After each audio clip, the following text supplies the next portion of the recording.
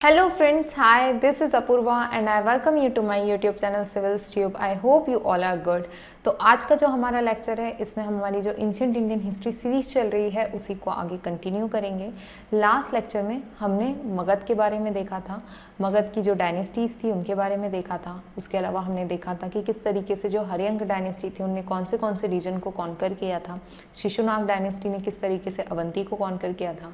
उसके बाद में हमने नंद डायनेस्टी के बारे में देखा था। नंद डायनेस्टी तक जो मगध का मैप था वो किस तरीके का हो चुका था, वो सारी चीज़ों को डिटेल में कवर किया था।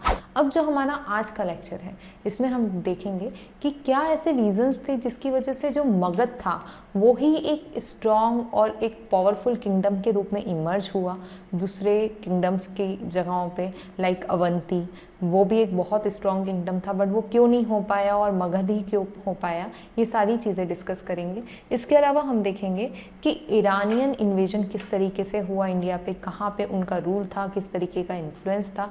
उसके बाद में हम देखेंगे कि ग्रीक्स का किस तरीके से इन्वेजन हुआ इंडिया पे, कौन से रीजन को उन्होंने कैप्चर किया और किस तरीके का इन्फ्लुएंस रहा, क्या रिजल्ट रहा उनके कॉन्कर का या उनके इन्वेजन का इंडिया पे। तो let's start with today's lecture. Wait for a minute.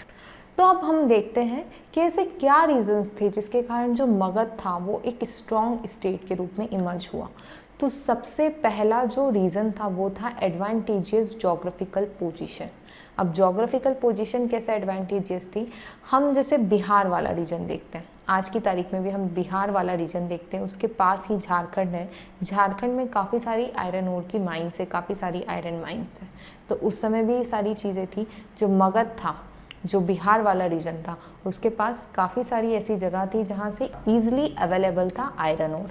ठीक है, तो आयरन का किस चीज़ के लिए यूज़ किया जाता था? इम्प्लीमेंट्स बनाने के लिए, टूल्स बनाने के लिए, वेपन्स बनाने के लिए, जिसके थ्रू इनको एग्रीकल्चर करना, मिलिट्री एडवांसमेंट, ये सारी चीज़ें मिल जाती थी। ठीक है, इसके बाद में हम देखते हैं कि जो मगध की दो कैपिटल थी, पहले राजगृह कैपिटल थी, उसके बाद में पाटलिपुत्र कैपिटल बनी। ठीक है, तो जो राजगृह जो कैपिटल थी, जो हर्यंक डायनेस्टी के टाइम थी मेनली, ये जो कैपिटल थी ये सराउंडेड थी बाय 5 हिल्स। ठीक है, सराउंडेड बाय 5 हिल्स थी, काफ़ी ज़्यादा स्ट्रैटेजिकल पोजीशन थी। इस पे कैपिटल पे, ये जो राजगीर जो कैपिटल थी, इस पे अटैक करना काफ़ी डिफ़िकल्ट था। ठीक है, बाद में इन्होंने अपनी कैपिटल बनाई पाटलिपुत्र। पाटलिपुत्र जो सिटी थी ये basically on the Confluence of, यहाँ पे 3 नदियों का संगम देखने को मिलता है। कौन सी? गंगा, सोन, गंडक। ठीक है, तो ये 3 नदी के संगम पे, कॉन्फ्लुएंस ऑफ 3 रिवर वाला जो एरिया था वहाँ पे मिलती थी। और ये जो सिटी थी ये चारों तरफ से रिवर से घिरी हुई थी, जिसके कारण पाटलिपुत्र में जिसका भी रूल होता था उनको कम्युनिकेट करना या अपना ईजिली एसेस रखना ऑन ऑल द साइड, ये काफ़ी ईजी था। ठीक है, तो जो दोनों कैपिटल थी राजगृह, पाटलिपुत्र, दोनों काफ़ी ज़्यादा स्ट्रेटेजिकल पोजीशन पे थी, जिसके कारण भी मगध को काफ़ी ज़्यादा एडवांसमेंट मिला। इसके बाद में हम देखते हैं कि जो मगध था वो centre of mid Gangetic plain था। ठीक है, मगध जो था वो बेसिकली इस रीजन में था, ये गंगा प्लेन वाला पार्ट है। यहाँ पे रिच एलुवियल सॉइल थी। जब यहाँ पे फॉरेस्ट एरिया को काटा तो यहाँ पे पाया गया कि रिच एलुवियल सॉइल थी, जो कि काफ़ी ज़्यादा फर्टाइल मानी जाती है। सॉइल फर्टाइल होने के कारण यहाँ पे एग्रीकल्चर करना भी बहुत ईजी था और एग्रीकल्चर का जो आउटपुट था वो भी काफ़ी अच्छा मिलता था। तो एक इकोनॉमिकल एडवांसमेंट भी मगध को काफ़ी अच्छे तरीके से मिला इस चीज़ के कारण। ठीक है, इमेंस फर्टाइल थी, इसके कारण फूड सरप्लस होता था, जो हेल्प करता था किसी भी रूलर को अच्छे से रूल करने में। जो यहाँ के जो रूलर्स थे वो काफ़ी ज़्यादा एम्बिशियस थे और जो पॉलिसीज़ उन्होंने अडॉप्ट करी वो पॉलिसीज़ ने उनको काफ़ी हेल्प करी टेरिटोरियल एक्सपेंशन में। जैसे हम देखते हैं बिम्बिसार ने कॉन्क्वेस्ट और एग्रेशन की पॉलिसी अडॉप्ट करी, अंग महाजनपद को उस तरीके से कैप्चर किया। उसके बाद में उन्होंने मैट्रिमोनियल अलायंसेस करे। उसके बाद में अजातशत्रु आए। अजातशत्रु ने काफ़ी ज़्यादा एग्रेसिव पॉलिसीज़ को अडॉप्ट किया। जो उनके मैटरनल अंकल थे प्रसेनजीत, उन्हीं पे अटैक कर दिया और काशी वाले रीजन को कॉन्कर कर लिया। तो इस तरीके से जो अजातशत्रु थे, बिंबिसार थे, उसके बाद में शिशुनाग थे, नंद डायनेस्टी थी, इनके जो रूलर्स थे ये काफ़ी ज़्यादा एम्बिशियस थे और ये टेरिटोरियल एक्सपेंशन पे काफ़ी ज़्यादा ध्यान दे रहे थे। इसके अलावा हम देखते हैं कि जो मगध वाला जो रीजन था, यहाँ पे फर्टाइल सॉइल थी, आयरन और ईजिली अवेलेबल था, जिसके कारण यहाँ पे टाउन काफ़ी जल्दी बनना स्टार्ट हो गए, विलेजेस काफ़ी जल्दी टाउन्स में कन्वर्ट हो गए, मनी था, लोगों के पास पैसा काफ़ी था, तो ट्रेड एक्टिविटीज़ और ज़्यादा होने लगी। ट्रेड और कॉमर्स जो एक्टिविटीज़ थी वो काफ़ी ज़्यादा बूस्ट हो गई मगध वाले रीजन में, जिसके कारण भी मगध को एडवांसमेंट मिला। इसके अलावा हम देखते हैं कि मगध जो था वो पहला ऐसा स्टेट था जिसने एलिफेंट्स का यूज़ किया था on the large scale in battle. ठीक है, used elephant on a large scale in its war against it's neighbours. ठीक है, जिसके कारण भी मगध को एडवांसमेंट मिलता था। हमने लास्ट लेक्चर में ही देखा था कि मगध के जो किंग थे धननंद, उनके पास 3000 से लेकर 6000 तक एलिफेंट्स थे जिनका वो यूज़ करते थे वॉर में। उसके अलावा हम देखते हैं unorthodox character of Magadh society. Magadh society का काफ़ी ज़्यादा अनऑर्थोडॉक्स कैरेक्टर था। ये चीज़ आगे जब हम बुद्धिज़्म, जैनिज़्म के बारे में पढ़ेंगे तब हम इसको और ज़्यादा डिटेल में कवर कर पाएंगे, समझ पाएंगे कि यहाँ के जो राजा थे वो ज़रूरी नहीं थे कि क्षत्रिय थे। जैसे कि जो नंद डायनेस्टी के बारे में हम पढ़ते हैं वो क्षत्रिय नहीं थी। तो जो सोसाइटी थी वो बहुत ज़्यादा ऑर्थोडॉक्स नहीं थी, वर्ण सिस्टम बहुत ज़्यादा ऑर्थोडॉक्स तरीके से वहाँ पे फॉलो नहीं होता था। काफ़ी सारे ऐसे एलिमेंट्स थे जिन्होंने हेल्प करी मगध को इमर्ज होने में as the most strong state among all the mahajanapadas. ठीक है, अब हम देखेंगे कि ईरानियन इन्वेजन और जो ये मैसिडोनियन इन्वेजन या अलेक्जेंडर इन्वेजन जो इंडिया पे हुआ, इसका क्या इम्पैक्ट हुआ, कब किसने अटैक किया और कब तक उनका रूल रहा। तो सबसे पहले हम देखते हैं ईरानियन इन्वेजन के बारे में। एकेमेनियन रूलर ऑफ ईरान, ठीक है, इन्होंने अटैक किया था इंडिया पे। किस समय?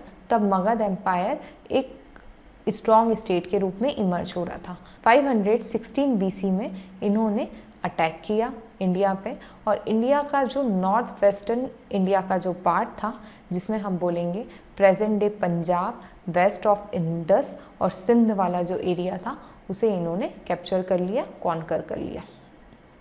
इस मैप से आपको समझ में आ रहा होगा, ये बेसिकली पर्शिया है, ईरान है, ये हम बोल सकते हैं अफ़गानिस्तान वाला रीजन, ये पाकिस्तान वाला जो रीजन है, ये जो गंधार स्टेट देख रहे हैं, यहाँ से इन लोगों ने अटैक किया और ये इंडस रिवर तक, ये यहाँ तक ये लोग पहुँच चुके थे और इनका यहाँ पर रूल इस्टेब्लिश हो चुका था। ठीक है, और ये वाला जो एरिया था ये पर्शिया का 20th क्षत्रप था, मतलब कि 20th स्टेट था, 20th क्षत्रपी और प्रोविंस ऑफ ईरान बन चुका था। ये ईरान के पास जितने भी प्रोविंस थे या जितने भी स्टेट्स थे, उसमें ये most fertile and populous part of the empire था। ठीक है, हिस्टोरिकल अकाउंट से हमको पता चलता है कि ईरान को इस पर्टिकुलर रीजन से अराउंड 360 टैलेंट्स ऑफ गोल्ड का रेवेन्यू मिलता था, ट्रिब्यूट मिलता था, जो कि इनके पास जितने भी इनके एशियन प्रोविंसेस थे उसका टोटल रेवेन्यू का 1/3 होता था। ओके, हम देखते हैं कि जो ईरान था उसका रूल इंडिया के इस रीजन पे अराउंड 200 ईयर्स तक रहा। 516 बीसी से लेकर जब तक अलेक्जेंडर ने इंडिया पे इन्वेड नहीं किया 326 बीसी के आसपास तक, तब तक लगभग इनका इंडिया पे इन्फ्लुएंस रहा और इस रीजन में इनका रूल रहा। India continue to be a part of Iranian empire till Alexander invasion of India. ठीक है, अब हम देखते हैं कि ये जो इन्वेजन था ईरान का, उसका क्या आउटकम निकला, क्या रिजल्ट निकला। तो हम देखते हैं कि इस इन्वेजन के कारण ईरान और इंडिया के बीच में ट्रेड एक्टिविटीज़, कॉमर्स एक्टिविटीज़ काफ़ी ज़्यादा बढ़ गई। ये एक बहुत कॉमन पॉइंट है। स्टेट अटैक करता है तो डेफिनेटली उस पर्टिकुलर स्टेट और जो स्टेट पे अटैक किया उन दोनों के बीच में ट्रेड और कॉमर्स एक्टिविटीज़ बढ़ेगी ही। ठीक है, मगध की भी इसी तरीके से ट्रेड और कॉमर्स एक्टिविटीज़ दूसरे महाजनपद के साथ बढ़ी और उसी तरीके से ईरान की इंडिया वाले रीजन से ट्रेड और कॉमर्स एक्टिविटीज़ बढ़ी। इसके अलावा हम देखते हैं कि जो ईरानियन स्क्रिप्ट था उसका इन्फ्लुएंस रहा इंडियन राइटिंग के ऊपर और एक नई राइटिंग फॉर्म इमर्ज होकर आया, खरोष्टी स्क्रिप्ट। ठीक है, ये जो स्क्रिप्ट है ये बेसिकली नॉर्थ वेस्टर्न इंडिया वाले पार्ट में यूज़ की जाती थी, लिखी जाती थी। ये जो स्क्रिप्ट थी ये भी राइट टू लेफ़्ट लिखी जाती थी अरेबिक की तरह। ठीक है, और ये ईरान के थ्रू ही इमर्ज हुई थी। इसके अलावा हम देखते हैं कि जो अशोका के जो मॉन्यूमेंट्स थे उनके ऊपर भी ईरान का काफ़ी ज़्यादा इन्फ्लुएंस था। जैसे बेल शेप जो कैपिटल थी अशोका के, जो हम पिलर्स हमको मिलते हैं उनके ऊपर, वो बेसिकली ईरान से ली गई है या ईरान का जो आर्किटेक्चरल फॉर्म था वहाँ से इन्फ्लुएंस होकर ली गई है। ईरान का इन्फ्लुएंस हमको जो प्रियम्बल ऑफ अशोकाज एडिक्ट है उस पर भी देखने मिलता है।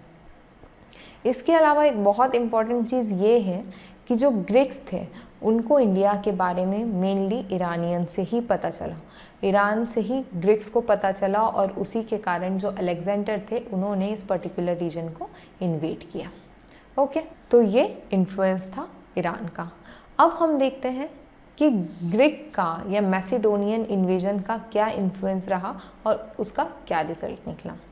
तो 326 BC के आसपास अलेक्जेंडर ने इंडिया वाले रीजन में जो north western part of India है वहाँ पर अटैक किया था।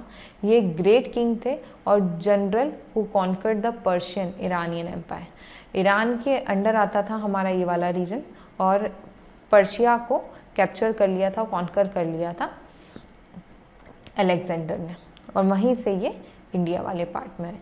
4th सेंचुरी BC के अंदर जो ग्रीक थे और जो ईरानियन थे इनके बीच में फाइट चल रही थी for supremacy of the world, और फाइनली जो अलेक्जेंडर ऑफ मैसेडोनिया थे उन्होंने ईरानियन एम्पायर को डिस्ट्रॉय कर दिया और ये वर्ल्ड लीडर बन गए।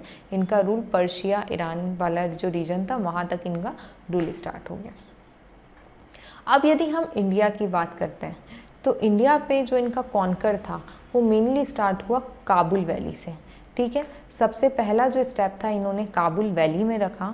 उसके बाद में जो नॉर्थ वेस्ट फ्रंटियर वाला रीजन था वहाँ पे इन्होंने अटैक किया। उसको कॉन्कर करने के बाद में जो एटॉक जो कि पाकिस्तान में आता है उस रीजन में ये पहुँच गए इन 326 BC। अब जब अलेक्जेंडर ने अटैक किया 326 BC के आसपास तक के आसपास, तब यहाँ पे छोटे छोटे से स्टेट्स थे, छोटे छोटे महाजनपद आप जिनको बोल सकते हैं, प्रोविंसेस थे। मगध का रूल इस एरिया तक नहीं पहुँचा था, मगध का रूल यहीं तक का था। ठीक है, तो इस एरिया में काफ़ी सारे छोटे छोटे स्टेट्स थे और उनके बीच में काफ़ी सारे कॉन्फ्लिक्ट्स थे, डिसयूनिटी थी, कोई यूनिटी नहीं थी इन स्टेट्स के बीच में। इसलिए अलेक्जेंडर के लिए बहुत ईजी हो गया इस एरिया को कॉन्कर करना, इस एरिया पे रूल करना।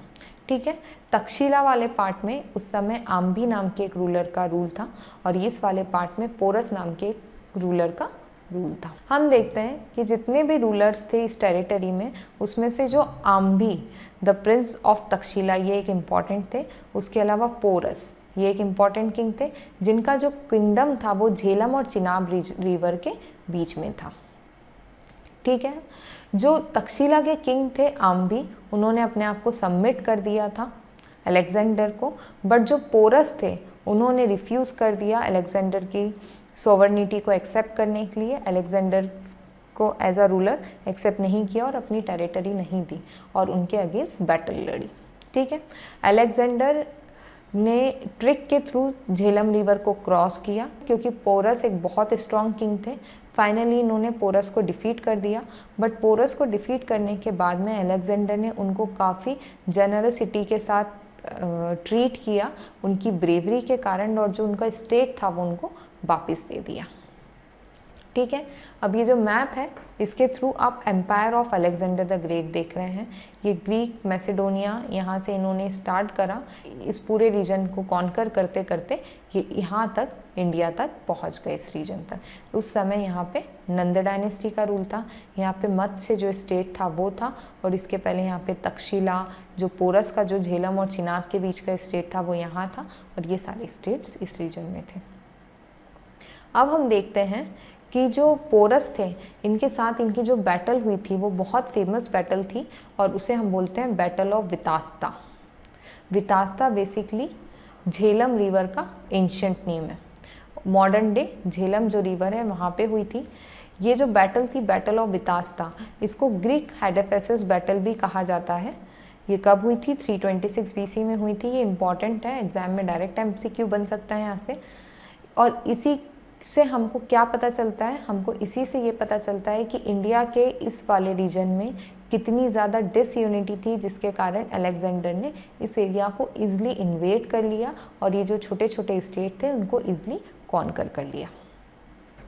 ठीक है। अब हम देखते हैं कि जो अलेक्जेंडर थे इसके बाद में इन्होंने एक और विक्ट्री मिली इनको पंजाब वाले रीजन में, विक्ट्री ऑफ सकाला। पंजाब वाले रीजन में एक प्लेस थी सागला, इसको सकाला के नाम से भी जाना जाता है। इस एरिया में इनको विक्ट्री मिली, और इसके बाद में ग्रीक की जो फोर्सेस थी वो ब्यास रिवर तक पहुंच गई। ब्यास रिवर तक पहुंचने के बाद में जो अलेक्जेंडर के जो सोल्जर्स थे उन्होंने आगे बढ़ने से मना कर दिया, refuse to go any further. अब ये जो आगे बढ़ने से मना करा इसके काफ़ी सारे रीजंस थे, जैसे कि जो अलेक्जेंडर की जो सोल्जर्स थे वो पिछले 10 सालों से लड़ते आ रहे थे और टेरिटोरियल कॉन्कर करते आ रहे थे, और इस एरिया तक आते आते उनको अब ऐसा लगने लगा था कि अब हमको हमारे घर वापस जाना है। होम सिकनेस फील होने लगी थी। अब वो आगे नहीं बढ़ना चाहते थे क्योंकि काफ़ी सारे सोल्जर्स की डेथ भी हो चुकी थी, उनका जो मोराल था वो भी अब बहुत ज़्यादा कम हो चुका था। ठीक है। इसके अलावा जो नंद डायनेस्टी थी जिसका रूल था मगध पे, उनके बारे में काफ़ी कुछ सुन चुके थे।